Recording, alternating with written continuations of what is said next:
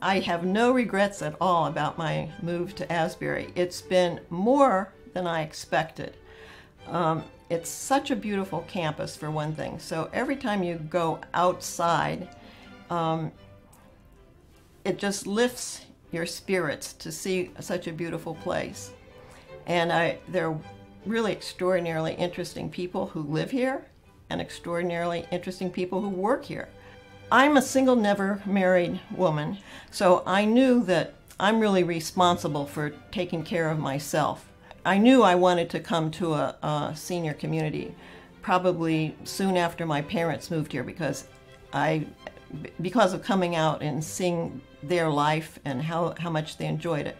I thought this is the way to go for me.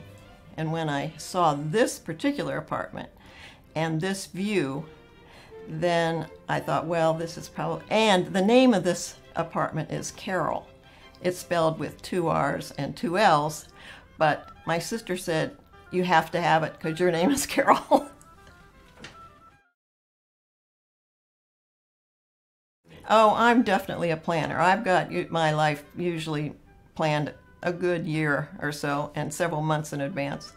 But I considered a lot of different alternatives, but I really think that, especially for single, never married people, that this is really the way to go, because you develop a group of friends and a lot of activities. It was very important for me to have a plan for how I was going to sort of spend the rest of my life. One of my favorite things about Asbury is that there's so many exercise classes, and they're all free to us. So we have access to the pool and classes that are in our buildings. It's very convenient.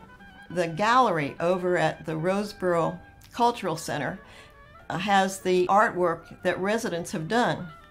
And on the Fine Arts Committee, there are people that rotate those exhibits every 3 months. And it's just extraordinary how many people who live here have wonderful talents as photographers, as painters, as textile artists. And so it's very enriching to go over there and see this.